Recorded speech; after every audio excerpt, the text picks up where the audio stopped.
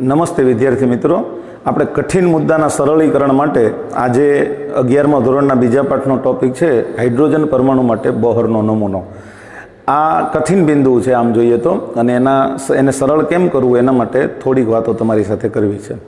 તો સૌથી પહેલો મુદ્દો એમાં આવે છે, મેં અહીંયા આગળ લખ્યો છે કે હાઇડ્રોજન પરમાણુ છે એની વર્ણપટની પરિમાણને આધારે બોહરે આ નમૂનો સમજાયો.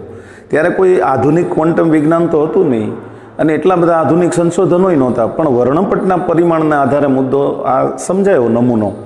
અને હા, ચોક્કસ એ આધુનિક વિજ્ઞાન સાથે બહુ ખરો ન ઉતર્યો, એની ઘણી બધી ખામીઓ પણ મળી, પણ ત્યારને એ સમયમાં, એ વખતના સમયમાં વર્ણપટોના એકબીજા સાથેના સંબંધો શોધવામાં બહુ મદદરૂપ સાબિત થયો. તો આવો નમૂનો છે એ આજે આપણે ભણવાનો છે, અને એમાં સૌથી પહેલાં આપણે એની 2-3 અભિધારણા ભણશું અને પછી એણે જે મુદ્દા તરીકે નિયમો આપ્યા છે એ ભણશું. તો એમાં સૌથી પહેલી અભિધારણા હું તમને કહું છું કે હાઇડ્રોજન પરમાણુમાં રહેલા ઇલેક્ટ્રોન એ કેન્દ્રની આજુબાજુ, તમે જોઈ શકો છો બોર્ડ ઉપર, કેન્દ્રની આજુબાજુ ચોક્કસ વર્તુળાકાર ત્રિજ્યામાં ફરે છે. એને ત્રિજ્યા કહેવામાં આવે છે અને એને કક્ષા કહેવામાં આવે છે. સોરી, અહીંયા તમે જુઓ છો આ કેન્દ્ર છે, અહીંયા ઇલેક્ટ્રોન છે, અને આ ઇલેક્ટ્રોન છે એ ચોક્કસ વર્તુળાકાર માર્ગમાં ફરે છે, એ કક્ષા છે. તો આવી છે એ કક્ષા છે. બીજો જ મુદ્દો તમે જુઓ અભિધારણાનો કે સ્થાયી અવસ્થામાં, એટલે એકની એક કક્ષામાં ઇલેક્ટ્રોન નિશ્ચિત રીતે ગતિ કરતો હોય તો એની ઉર્જામાં કોઈ રીતનો બદલાવ આવતો નથી. હા, પણ જો એ ઊંચી શક્તિ સપાટીમાં જાય, નીચી શક્તિ સપાટીમાંથી ઊંચી શક્તિ સપાટીમાં જાય તો એ શોષણ કરે છે, ઉર્જાનું અધિશોષણ કરે, એની ઉર્જા વધે તો એ ઊંચો જઈ શકશે.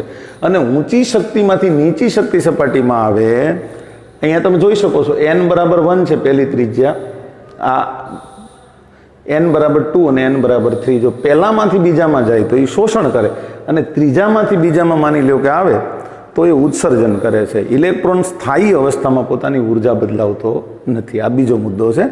અને ત્રીજો મુદ્દો છે, બે સ્થિર અવસ્થા વચ્ચે જ્યારે એ ઇલેક્ટ્રોન એકમાંથી બીજામાં જાય ત્યારે જે ઉર્જાનો ફેરફાર થાય એને આપણે ડેલ્ટા ઈ તરીકે ગણી શકીએ. હવે ડેલ્ટા ઈ માટે તો ત્યારે કોઈ બેઝ હતો જ નહીં, પણ પ્લાન્કનું એક સૂત્ર હતું, તમને ખબર છે, E = h મ્યુ. આ h મ્યુમાંથી એણે E h મ્યુ, તો એમાંથી એને ત્રિજ્યા શોધવી હતી કે અવશોષિત થતા વિકિરણની આવૃત્તિ શોધવી હતી. આવૃત્તિ, મ્યુ એટલે આવૃત્તિ શોધવી હતી. તો આવૃત્તિને સૂત્રનો કરતા બનાવી અને ઈના છેદમાં h, આ h છે એ છેદમાં ગયો અને આવૃત્તિ સૂત્રનો કરતા થઈ. ઈ મળ્યો ત્યાં એણે ઈનો ફેરફાર કર્યો, E2 - E1 એટલે ડેલ્ટા ઈ કર્યું. જ્યાં E1 એટલે પહેલી ઉર્જા કક્ષા કે જેમાં ઇલેક્ટ્રોન હતો, E2 એટલે હવે જેમાં ગયો, એનો બેનો માઇનસ થાય, એનું ડેલ્ટા ઈ થાય, અને એના છેદમાં પ્લાન્કનો અચળાંક. બહુ સહેલું સૂત્ર છે અને એના મદદથી તમને આવૃત્તિ મ્યુ એ પ્રાપ્ત થાય. અને આપ સૌ જાણો છો કે આમાં માન્ય ઉર્જા સ્તરો છે એ આપણા n બરાબર 1, n બરાબર 2, n બરાબર 3 છે, એની ઉર્જાઓ તમે શોધી શકો છો. હવે તમે જુઓ ચોથો મુદ્દો, આ અભિધારણાનો મુદ્દો છે. આ એટલું એણે ધારણા કરી આગળ કે સ્થિર કક્ષાના ઇલેક્ટ્રોનનું કોણીય વેગમાન. હવે કોણીય વેગમાન તમારા 9મા ધોરણમાં તો આવી જ ગયું છે, પણ ત્યારે વેગમાન હતું માત્ર, એટલે mv, P = mv તમે કહેતા હતા, પણ હવે mvr એટલે રેડિયસ, ત્રિજ્યા, કારણ કે કોણીય છે, ગોળીય છે, એટલે વેગમાન. અને એનું સાદું સૂત્ર છે h/2π. n ઉમેર્યો છે, એ જે કક્ષાનો ઇલેક્ટ્રોન હોય એ કક્ષા ત્યાં તમે રજૂ કરી શકશો. અને me જે અહીંયા લીધું છે માસ, બધા પદને એકવાર ઓળખી લ્યો.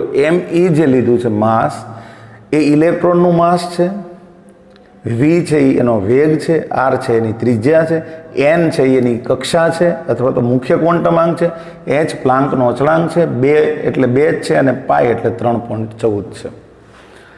આવી રીતે એમાં નિશ્ચિત કક્ષાઓ જ માન્ય ગણાશે, એટલે કે n બરાબર 1, 2, 3 કોઈ પણ એનાથી કોઈ અપૂર્ણાંકમાં કક્ષાઓ તમે લખી શકશો નહીં. કારણ એનું છે કે h/2π પૂર્ણ ગુણાંક છે, એટલે આની સાથે n આવે છે એ પણ પૂર્ણ ગુણાંકમાં જ આવે છે એવું આપણે ધારીને ચાલીએ છીએ એટલા માટે. હવે બોહરના નમૂના મુજબ તમે જોઈ શકશો થોડાક મુદ્દાઓ છે બોહરે જે આપ્યા છે એમાં પહેલો મુદ્દો છે કે ઇલેક્ટ્રોન માટે સ્થિર કક્ષાઓ 1 2 3 જ છે. જુઓ તમે એમાં 1 2 3 4 એમ આગળ આગળ તમે દર્શાવી શકો, પણ પૂર્ણાંક છે, અપૂર્ણાંક નથી.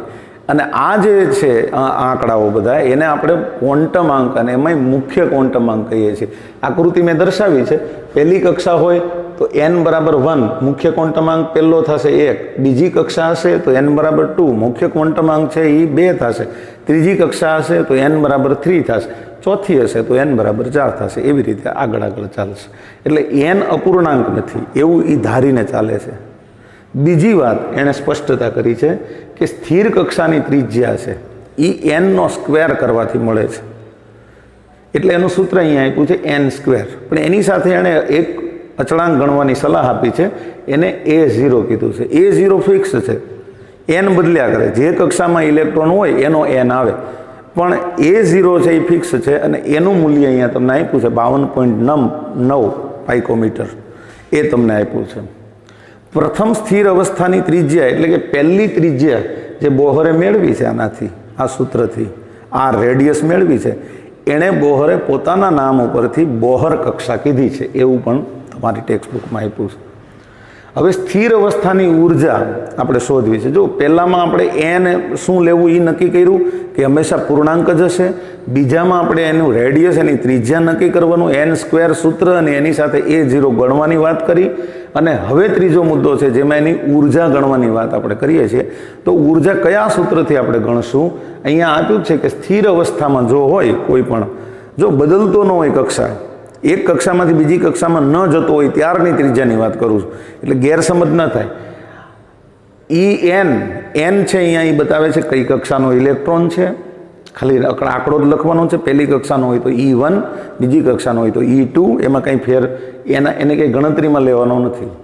આ RH જે છે એ રીડબર્ગનો અચળાંક છે, એનું મૂલ્ય ફિક્સ છે 2.18 ગુણ્યા 10⁻⁻18 જૂલ, એનું મૂલ્ય ફિક્સ છે.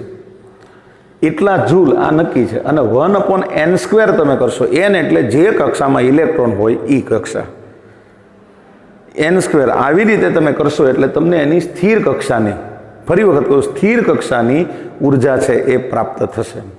હવે તમે જુઓ તો હું બે કક્ષા માટે ત્રિજ્યા ગણીને તમને બતાવું. માની લ્યો કે n બરાબર 1 છે, પહેલી કક્ષા છે અને એની ત્રિજ્યા છે, તો હું અહીંયા મૂકીશ -2.18, સૂત્રમાં માઇનસ છે એટલે, અને એને ગુણ્યા 1/1, પહેલી કક્ષા છે એટલે n બરાબર 1, 1² તો 1 ઉડી જાય. આનો આ જ આંકડો આવે, તમને ખ્યાલ છે. બીજી કક્ષા માટે પ્રયત્ન કરીશ 2.18 ગુણ્યા 10⁻⁻18 અને 1/n² એટલે હવે બીજી કક્ષા છે એટલે 2² એટલે 4, એટલે 1/4 આવશે એટલે 2.18 ભાગ્યા 4 થશે.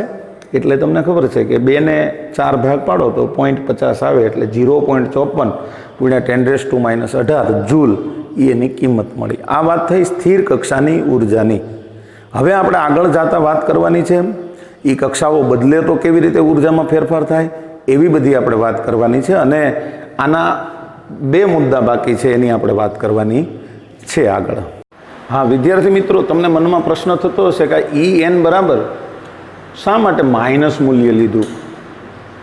ઉર્જા તો ક્યારેય માઇનસ હોય નહીં. તમે કહેશો ઉર્જા કોઈ દિવસ માઇનસ હોય નહીં, તો એનું માઇનસ મૂલ્ય શું કામ લીધું?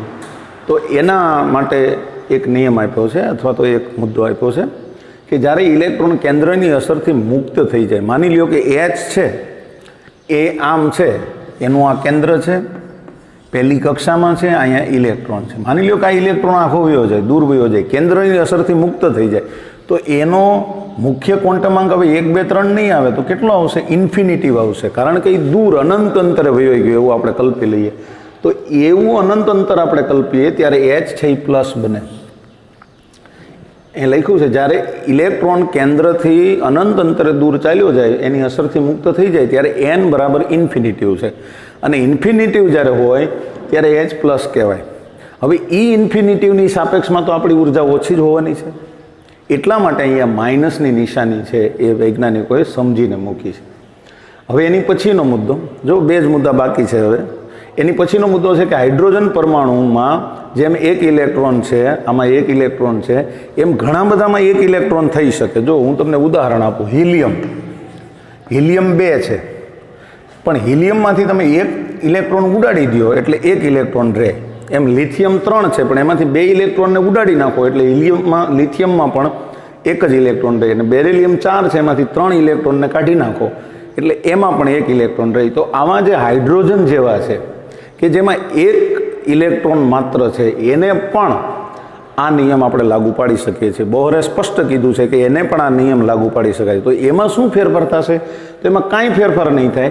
આપણે જે અહીંયા એક ધારતા હતા, આની પહેલાંનું સૂત્રમાં અહીંયા જે એક લેતા હતા, ત્યાં અહીંયા આપણે હવે ઝેડ લઈ લઈશું. ઝેડ એટલે એનો પરમાણુ ક્રમાંક. માની લ્યો કે હાઇડ્રોજન માટે છે તો અહીંયા 1 આવશે, હિલિયમ માટે છે તો અહીં 2 આવશે, લિથિયમ માટે છે તો અહીંયા 3 આવશે, બેરિલિયમ માટે છે તો અહીંયા 4 આવશે. એવી રીતે તો આ તમે સમજી શકો છો કે માત્ર અહીંયા ઝેડ લખવાથી આપણું સૂત્ર એનું જ રહેશે, માત્ર ઝેડ જ લખાશે.